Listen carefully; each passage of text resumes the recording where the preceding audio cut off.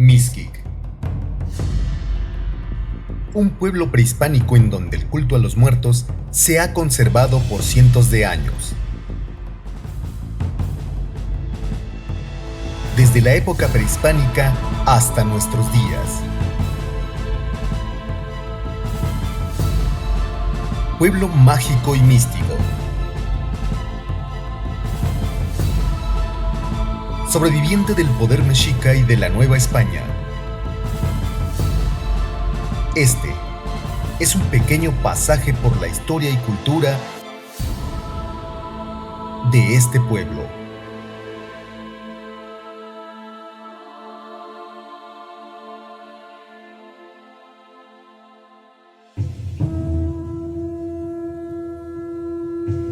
Dualidad, vida y muerte. En la cultura mexica, como en otras prehispánicas, la muerte era abrazada sin temor, pero con mucho respeto. Esta se encontraba presente en su cosmogonía, filosofía, mitos y festividades. Se creía que la muerte era el conducto ideal para llegar a los dioses. Por lo tanto, el que moría o era sacrificado llegaba con los dioses, hecho por el cual las culturas prehispánicas realizaban sacrificios. Los sucesos naturales fueron parte de la dualidad. Los tiempos de lluvias y de secas enseñaron a los mexicas que en el primero todo florecía y tenía vida, mientras que en el segundo todo se secaba y moría. Sin embargo, después de este periodo regresaban las lluvias y nuevamente la vida. Un hecho determinante para entender que la muerte da vida, así como la noche muere para que llegue un nuevo día. El destino de los muertos. Los hombres y mujeres tenían destinados un lugar específico al momento de su fallecimiento. El Chichihualcuauco, lugar del árbol nodriza, donde iban los niños muertos durante su periodo de lactancia. Eran allí alimentados por el árbol de la leche, en espera de turno para una reencarnación inmediata. De esta forma, de la muerte renacería la vida. Iluical-Tonatiuh. A este lugar llegaban los guerreros, muertos en combate, los sacrificados al sol, las mujeres muertas en parto, quienes eran consideradas como guerreras por la lucha que sostuvieron en el parto. Los guerreros acompañaban al sol hasta el mediodía. Las mujeres muertas en parto acompañaban al sol del mediodía hasta el atardecer. Pero solo los hombres, después de 4 años de acompañar al sol, se convertían en aves de rico plumaje para regresar así a la vida terrenal. El Tlalocan, el paraíso de Tlaloc. A este lugar llegaban los que morían ahogados, alcanzados por un rayo o de hidropesia. Se tenía la creencia de que este era el lugar de las delicias, de veraneo, de verdor absoluto, el paraíso, en donde no hacía falta nada. En él residía Tlaloc, dios del agua vertical, y sus ayudantes, los tlaloques. El Mictlán, lugar de los muertos, ubicado en lo más profundo de la tierra, era el 9º y último nivel del inframundo. Ahí iban los muertos comunes. Aquí residía una dualidad, Mictlantecutli y Mictlancíhuatl, señor y señora del mundo de los muertos, en claro equilibrio con la dualidad que presidía el Omeyocán, o 13º cielo, Ometecutli y Ometecíhuatl, señor y señora dos. Para llegar a este lugar, había que pasar varias pruebas. La primera era pasar por un río caudaloso. Por eso se enterraba con el difunto el cadáver de un perro xoloitzcuintle, para que lo ayudara a cruzar el río. Posteriormente se pasaba por 2 cerros que chocan entre sí, el lugar de la culebra que guarda el camino, el lugar de la lagartija verde, 8 páramos, 8 collados, el lugar del viento frío de navajas, atravesar el río Chignahuapan y llegar finalmente al Mictlán. A los 4 años de haber muerto, se lograba el descanso definitivo. Fundación de Mixquic. Antiguamente se localizaba dentro del ahora extinto lago de Chalco, ya que era una isla rodeada de chinampas. La fecha de fundación no es precisa. Las crónicas más antiguas nos dicen que los pueblos de Cuitláhuac, Oitláhuac, Culhuacán y Mixquic se fundaron a lo largo del siglo XI, siendo estos de la generación Xochimilca. En su glifo, el Códice Mendocino localiza dos signos conceptuales: Mixquitl, mezquite, y Co, lugar, lugar de mezquites. Sin embargo, esto no precisa que haya sido un lugar de mezquites, sino que las espinas del mezquite hayan sido usadas para punzar o para sacrificio. Los Mixquica tuvieron un señorío independiente hasta que, debido a su gran producción agrícola y su ubicación estratégica, en el corazón de la región chinampera, fueron sometidos de manera sucesiva en los siglos XIII y XV por Xochimilco, Chalco, Azcapotzalco y finalmente por Tenochtitlan. Bernal Díaz del Castillo, en su Historia verdadera de la conquista de la Nueva España, describe a Mixquic como un lugar con tantas torres y grandes templos que blanqueaban, y la nombraron Venezuela, por el parecido que le encontraron con la ciudad de Venecia en Italia. Los mixquicas se unen al ejército de Hernán Cortés para luchar en contra de los mexicas, ya que jamás estuvieron bien con los mexicanos y los querían mal de corazón. Mixquic fue sometido por el ejército de Cortés el 20 de mayo de 1521. El 13 de agosto del mismo año, cae Tenochtitlan ante el ejército español. El sincretismo. Mixquic, como muchos pueblos mexicanos, en el siglo XVI vivió un proceso en el que coexistieron dos sistemas culturales, el mesoamericano y el medieval. Ambos se retroalimentaron y dieron pie al nacimiento de una nueva cultura. En 1536 o 1537 se inició la construcción del convento dedicado a San Andrés Apóstol por los frailes agustinos Jorge de Ávila y Jerónimo de San Esteban, concluyéndolo en 1563. Sin embargo, esa edificación se derrumbó casi en su totalidad, debido a un terremoto en el siglo XVII, quedando en pie únicamente el campanario. La edificación actual fue terminada en el año 1620. En el preludio de la colonia, Mixquic fue asignado como tributario de la corona. Más adelante se convirtió en encomienda, permaneciendo en esas condiciones hasta bien entrado el siglo XVII. Vida lacustre. Por su ubicación geográfica, Mixquic tiene una cultura y una vida lacustre. Vive de la agricultura, pero también de la pesca. No es de extrañarse que el santo patrón de este pueblo sea San Andrés, un pescador. Esta actividad tuvo mucho auge. Tan es así que el platillo principal de este pueblo es el mixmole, una comida guisada a base de acelga, chile, masa de maíz, pero el ingrediente principal es el pescado.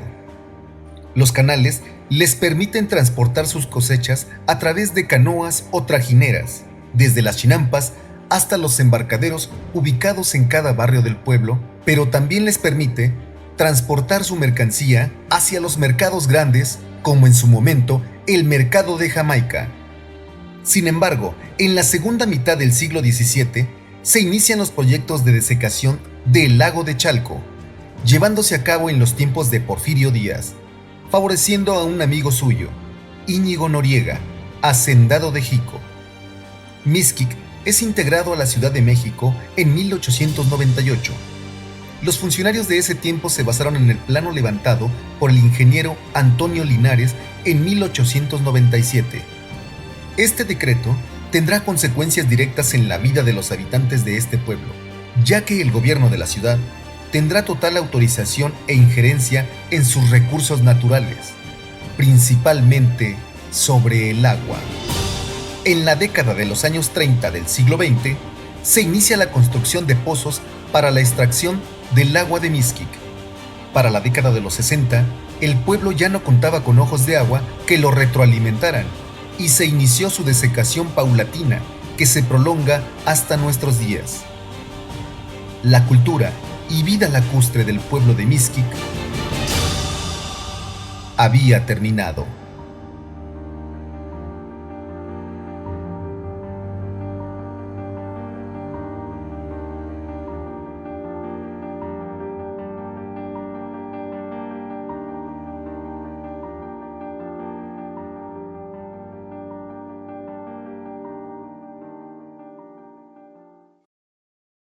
El Día de Muertos.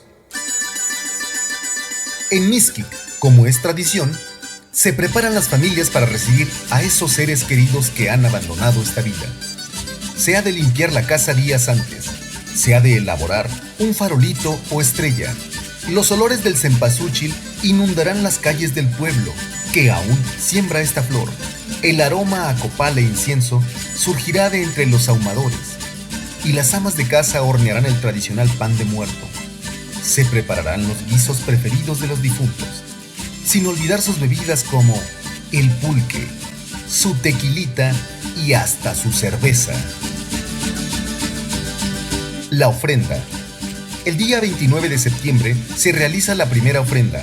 Algunas personas acuden con sus hijos a la iglesia para llevar flor y limpiar las tumbas donde se encuentran sus seres queridos. Esta fecha coincide con el fin de los festejos de la maduración de los elotes en el altiplano central, como es el caso del estado de Morelos.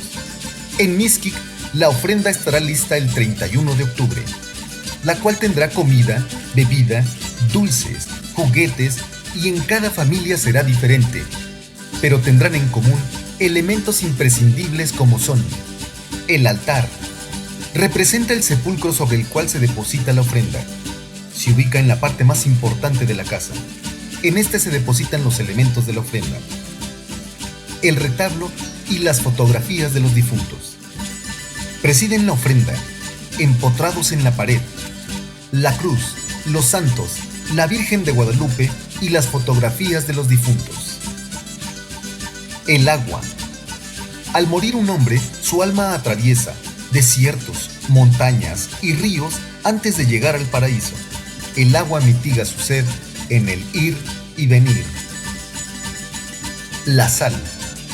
La sal preserva de la corrupción al cuerpo. Es símbolo de sabiduría.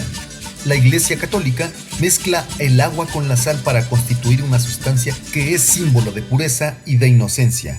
El agua bendita. El incienso.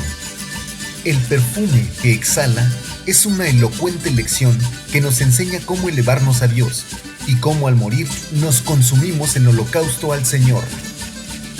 La flor. La flor ilustra la fugacidad de la vida. Aquí se ofrenda flores blancas para los niños y de color amarillo como el cempasúchil para los que murieron siendo adultos. Los cirios. El cirio servía al ánima para alumbrarse en su camino. A quien no se le ofrenda cirio, regresará al más allá a oscuras, a tientas y triste. La calavera, estrella o farolito. Como parte de la ofrenda, se coloca a la entrada de la casa una calavera, que es una figura ahuecada de carrizo, forrado con papel de China. Señala la casa donde deben asistir. Las calaveras tienen forma de estrella, barril, esqueletos u otras más estilizadas. La llegada. Para las familias que perdieron a su ser querido en un accidente o en acto de violencia, encenderán una vela el 28 de octubre, ya que se cree que ese día llegan las almas de sus difuntos. Se encenderá una veladora en el altar, acompañada de un vaso de agua y un plato de sal. El 30 de octubre llegarán las almas de los que murieron sin ser bautizados, normalmente bebés. Únicamente se encenderá una vela. El 31 de octubre, al mediodía, repicarán las campanas de la iglesia.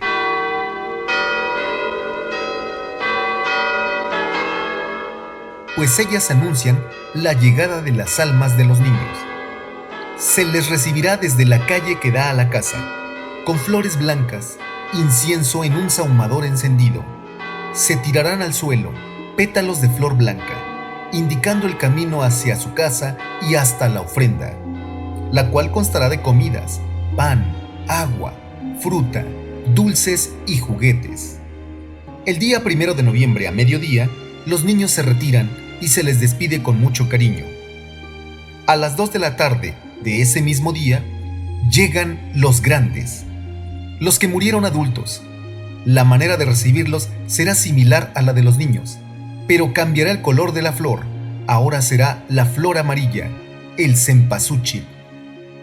Se abrirán las puertas de la casa de par en par. Ahora en la ofrenda, la comida será mole, y habrá bebidas embriagantes, así como la colocación de utensilios estimados por el difunto. A las 2 de la tarde del día 2 de noviembre, las almas de los grandes se retirarán. Antes se les ofrece su canasta, su ofrenda para el camino. El campanero. El día 1 de noviembre, a las 7 de la noche, al doblar las campanas, los niños y las niñas practican el campanero. Van en pequeños grupos de casa en casa rezando el Padre Nuestro, el Ave María y un Gloria. Una vez que hubieron rezado, cantan: a las ánimas benditas les prendemos sus velitas. Campanero mi tamal. La dueña de la casa les oferta en un plato destinado para esto pan, fruta, tamales, pero no de la ofrenda, sino de otra destinada a los campaneros. La ofrenda no se toca sino hasta después del día 2 de noviembre. El alumbrado. Este acto se llevará a cabo el día 2 de noviembre en el Panteón del Pueblo. Curiosamente coincide con el fin del ciclo agrícola mesoamericano. Al filo de las 6 de la tarde, las familias de Mixquic se congregan en el cementerio para el alumbrado, que habrá de durar hasta la medianoche. El espectáculo es impresionante. Miles de cirios irradian luz en color naranja, al tiempo que el incienso se eleva al cielo. Familias enteras, abuelos, padres, hijos, nietos, tíos y sobrinos, comparten esperanzas con los que ya no la tienen. Una convivencia admirable, una noche en la que los vivos y los muertos comparten añoranzas, recuerdos, anhelos, aspiraciones e ideales. Una reunión en que se tocan la mortalidad de los vivos con la inmortalidad de los muertos. Aquí los recuerdos de la antigüedad se presentan ante nuestros ojos y a nuestra mente. Alrededor de los seres vivos, un círculo de muertos, quienes nos alientan desde sus tumbas, hablándonos de sacrificios, de coronas, de descanso, de inmortalidad. Esta no es una fiesta, tampoco es luto, es una reunión entre familia, entre amigos, donde el recuerdo de nuestros difuntos nos enlaza a ellos. Vida y muerte, conviviendo en un mismo lugar.